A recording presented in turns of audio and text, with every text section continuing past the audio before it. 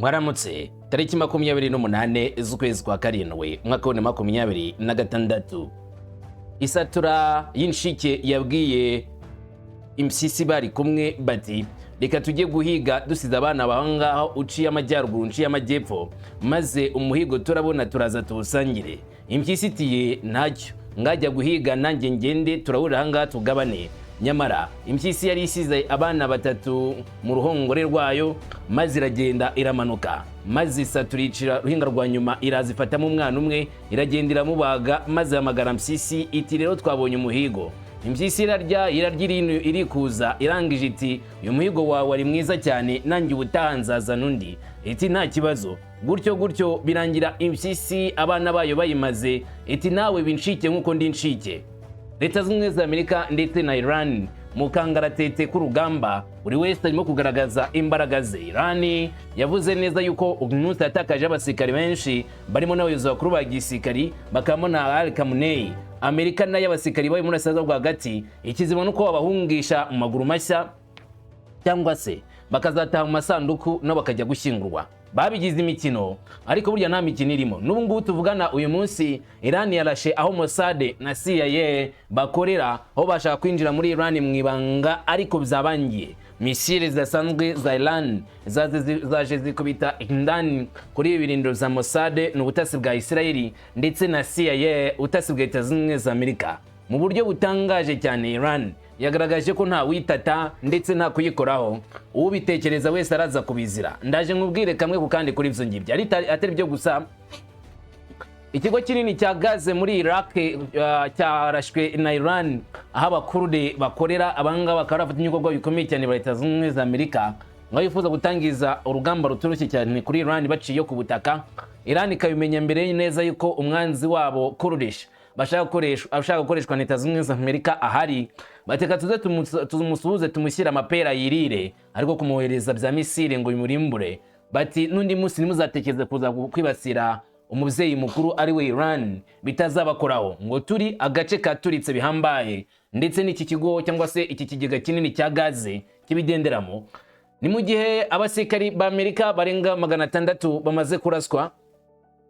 Inkomere zimaze kuba nyinshi mu mirwano aho Leta z'Ubumwe za Amerika bari kwakira inkomere nyinshi ndetse n'abapfa nabo bagakomeza kwiyongera, nubwo imibare igaragaza neza ko Leta z'Ubumwe za Amerika ngo zigifite ibinyacumi by'abasirikari apana magana nk'abo muri Iran amaze gupfira kuri tere. Nyamara Trump yitakanye Peter Hegseth ni minisitiri w'intambara muri Leta z'Ubumwe za Amerika avuga yuko hari amakosa yakozwe akomeje gutuma ubuzima bw'abasirikare b'abanyamerika butakara.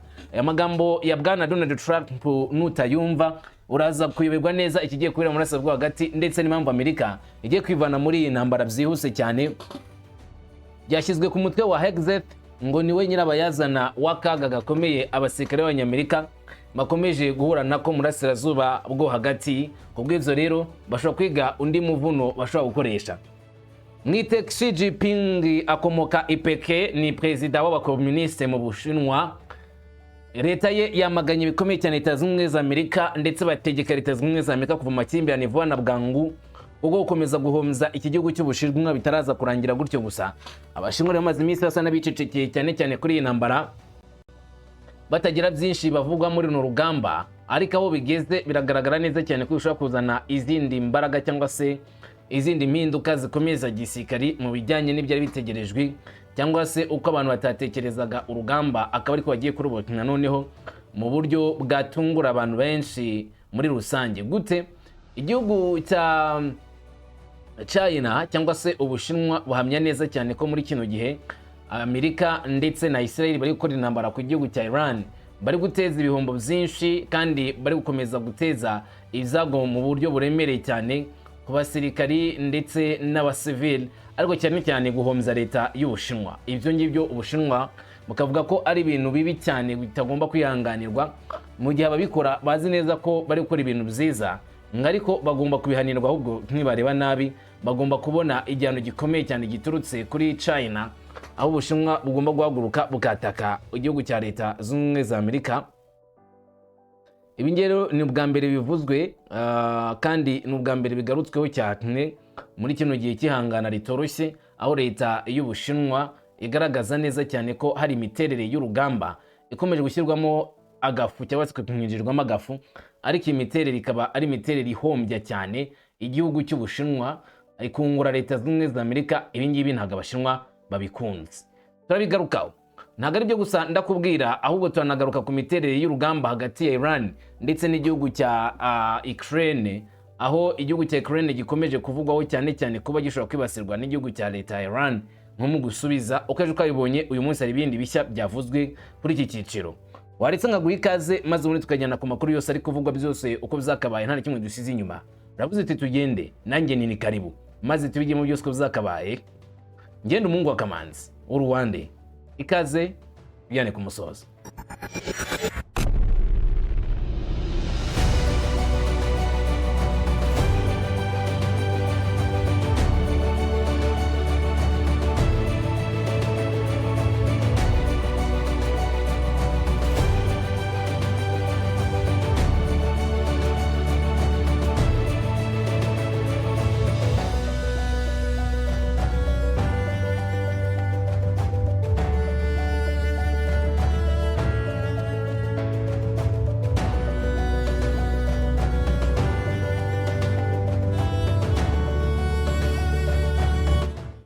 Reka tuvuge yuko buri wese kugaragaza ko afite imbaraga, kandi kuko tuvuge ko buri wese afite izi mbaraga, ariko Iran yo iri kurenza ikataka n'ibice Leta Zunze Ubumwe za Amerika zigeze zitega ko bishobora kugabwaho ibitero.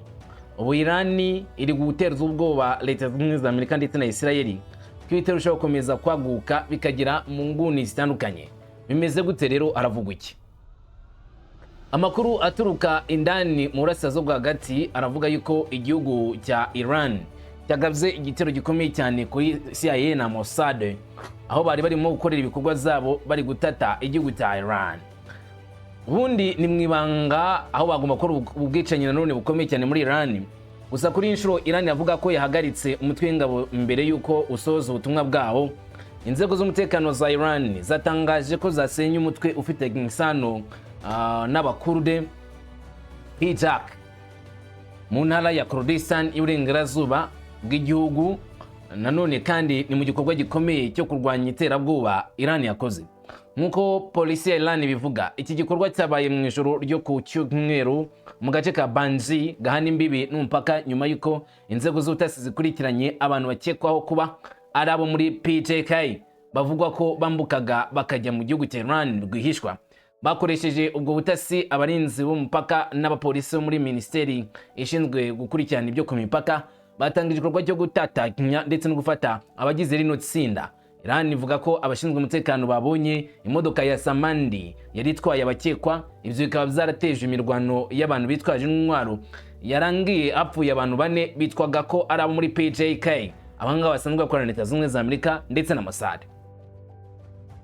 Abayobozi bavuga kandi ko bakuye intwaro n'amasasu mu modoka ndetse no mu gace kaberemo imirwano, harimo imbunda nini ndetse n'amasasu yakoreshejwe na grenade. Byose byabonetse muri cyo cyerekezo. Iki gikorwa kibaye mu gihe hari impungenge z'umutekano ku mupaka w'Uburengerazuba bwa Iran. Tehran yakomeje gushinja imitwe y'Abakurde yitwaje intwaro kugaba ibitero byambukiranya imipaka no gukora ibikorwa byo kwangiza uturere duturanye n'aka gace two muri Iran. Iki si cyo kirego cya mbere kivuzwe muri uyu mwaka, kuko muri Mata itsinda ry'abashinzwe impinduramatwara rya Kisilamu ya RGC ryari ryavuze yuko ryaburije mu mugambi wari ufitwe n'iyi mitwe ifashijwe na Leta Zunze Ubumwe za Amerika na Israeli mu ntara y'Uburengerazuba za Kurdistan ndetse na Kermanshah. IRGC yavuze ko iyo mitwe yari irimo gutegura ibikorwa byo kugaba ibitero bikomeye cyane byashoboraga kwibasira igice cy'Uburengerazuba bwa Iran cyose. Gusa iki gikorwa cyapanzwe na CIA bafatanije na Mossad ngo bafashe bano ba PJK bo muri Kurdistan cyabashije kutagenda neza. Abategetsi ba Iran bavuga ko ibyo bikorwa byatumye abantu 11 bakekwaho kuba inasi muri Kurdistan batabwa muri yombi mu gihe bafataga intwaro, ndetse abandi 73 bashinzwe ibikorwa by'ubugizi bwa nabi. Nubwo ibyo birego bitaremezwa ku giti cy'abanyirubwite, biragaragaza ko Iran ikomeje gushyira imbaraga mu kazi umutekano ku mupaka wayo w'Uburengerazuba mu gihe ari umwuka mubi mu karere, kandi bakaba bazi neza ko Leta Zunze Ubumwe za Amerika na Israeli bashaka kuzakoresha uyu mutwe wa Kurdistan ugaba ibitero ku gihugu cya Iran.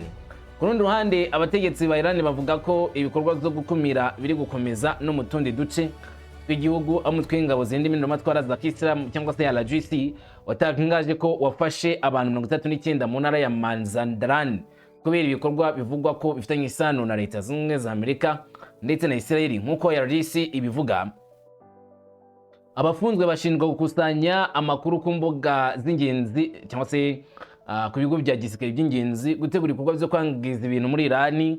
Ibi rego ntago biremezwa ku giti cy'abakinnyi bwite, ariko bishimangira ibyo Tehran ivuga ko ari uguhura n'ibibazo byinshi by'umutekano bikomeje gukorwa n'abanzi babo mu gihe ikomeje ibikorwa byo kurwanya ubutasi mu gihugu indani ndetse no ku nkengero zawo.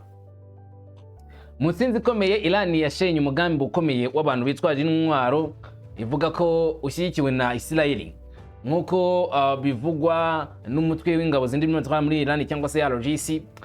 Uyu mutwe wavuze yuko wakoze ibikorwa bikomeye cyane ukigarurira aba bagabo ubwo bashaka gukora ibikorwa by'ubugizi bwa nabi muri Iran, bagahita bafata amatekwa.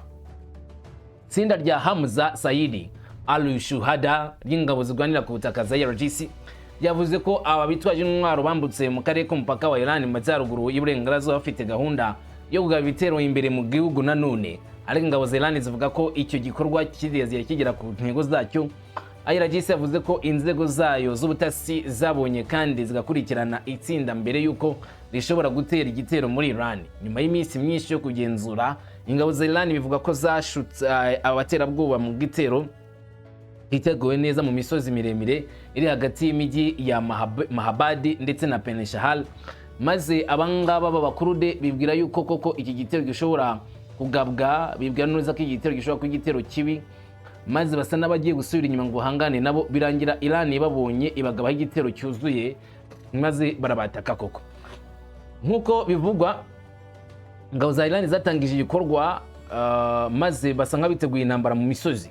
Nk'uko nanone bitangazwa, itsinda ry'abantu 6 batavuga rumwe n'ubutegetsi bwa leta ya Iran, gufatwa kwabo byabaye indi nsinzi. Ingabo za RGC zahise zifata imirambo y'izi nyeshyamba enye, maze babona n'ububiko bw'amasasu menshi bari bitwaje bwo kurashisha igihugu cya Iran.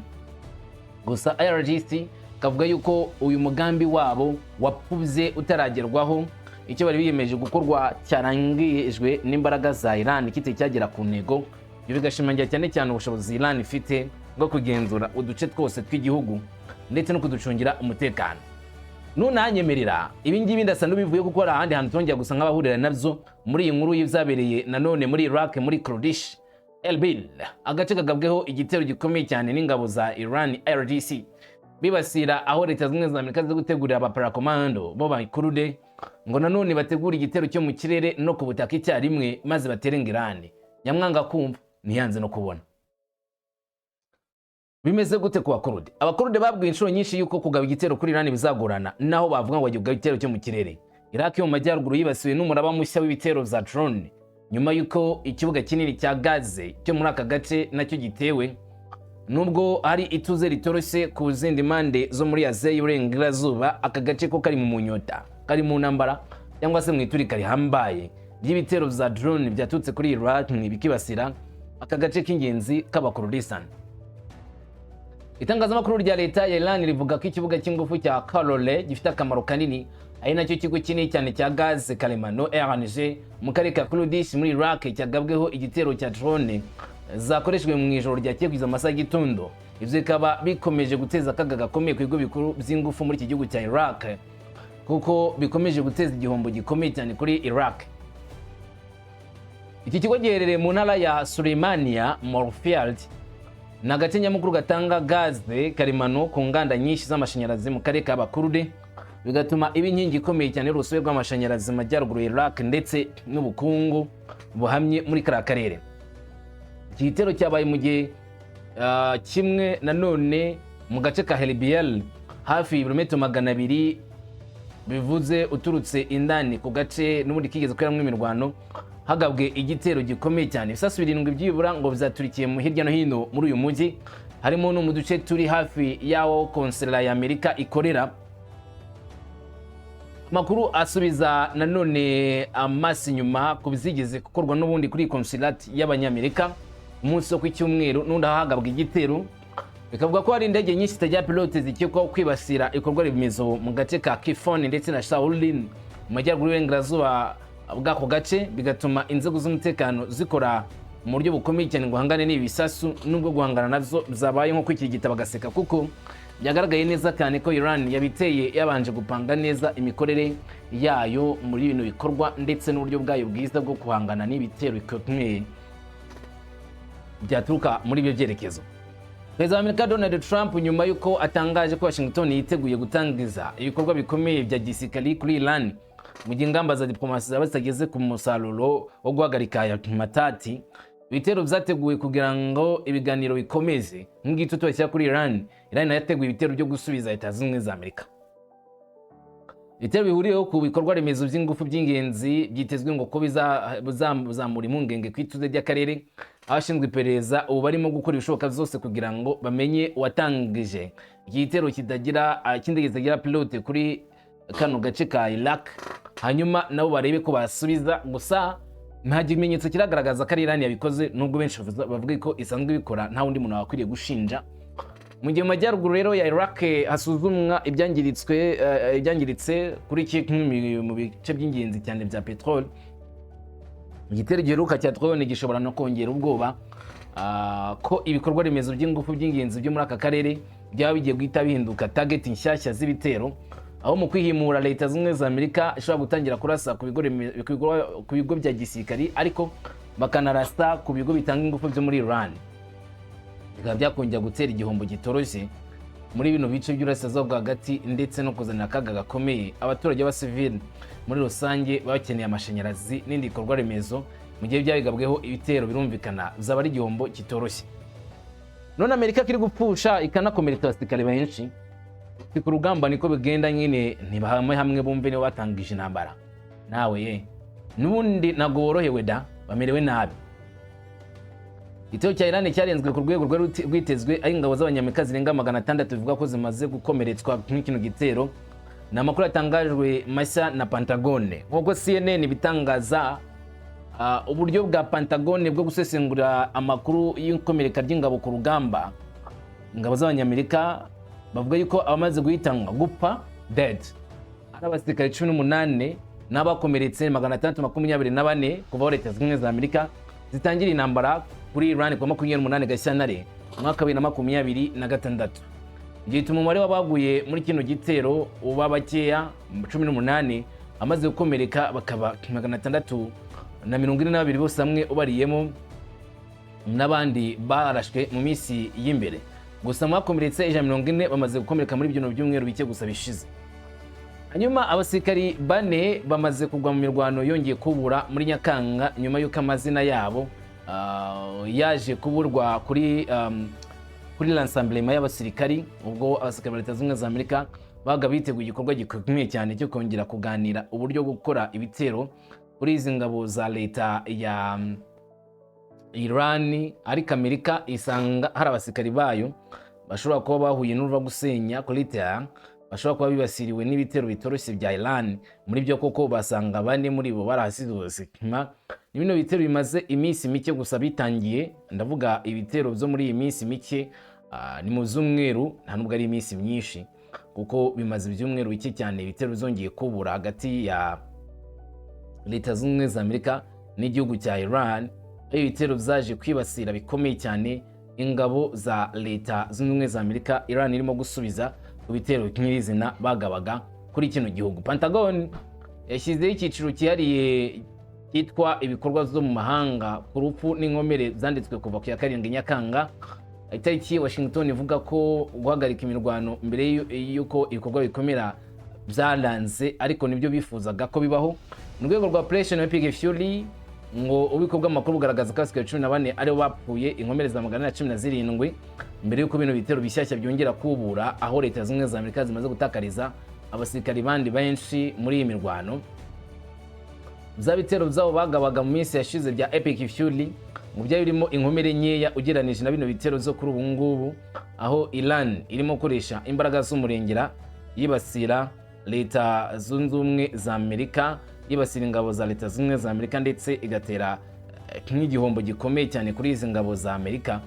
Ibi ngibi bikaba byarongeye kuba igikorwa kibi cyane, cyangwa se byarongeye guhinduka icyo twakwita icyago kuri izi ngabo za leta zunze ubumwe za Amerika.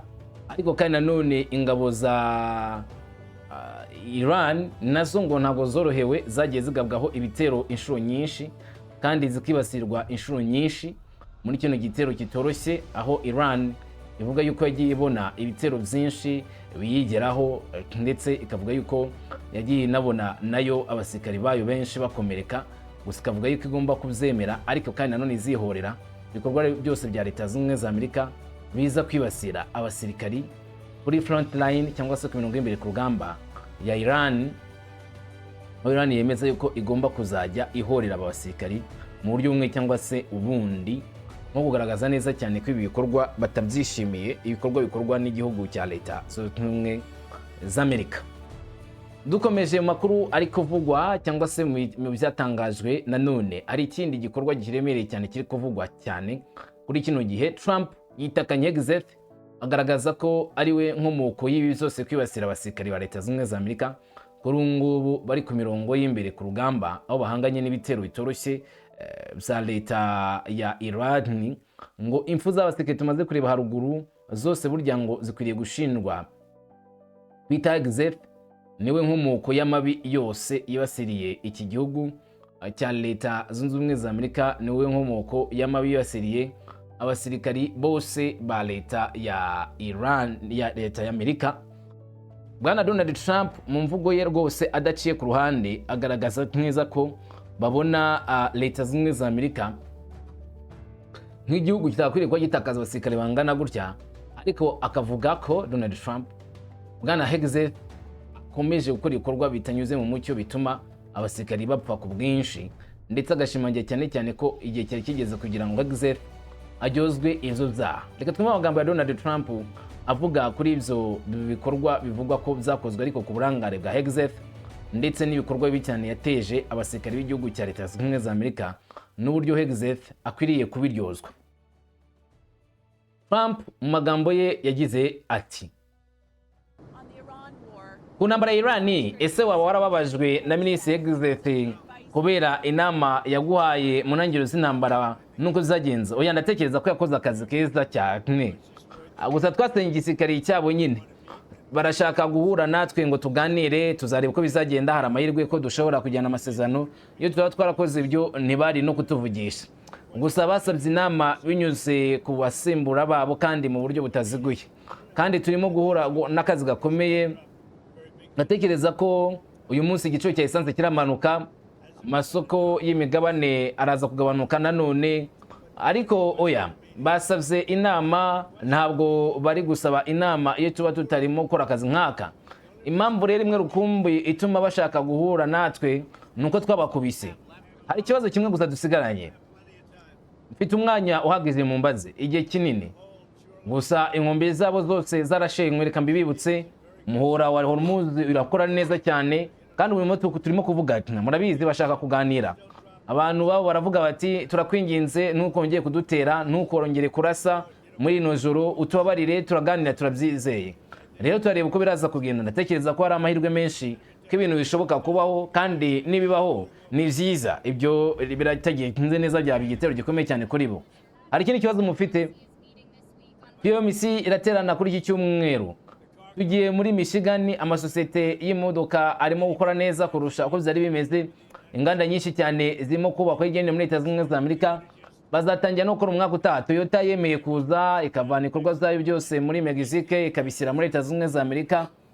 Hari wavuze ati bazafungura, ndatekeka ko uruganda runini ku isi ugiye kuza gukora muri leta zunze ubumwe za Amerika, nibyo bizazana imisoro. Rero byari bitangaje cyane mu z'ukuri. Ikigo cya leta zunze ubumwe za Amerika Federal Reserve ntabwo bageze ku ntego y'izamuka ry'ibiciro byavuzwe kuri 2%. Bagize raporo nziza cyane. Ese ufite impungenge ko ikiguzi cyabo gishobora kugabanuka?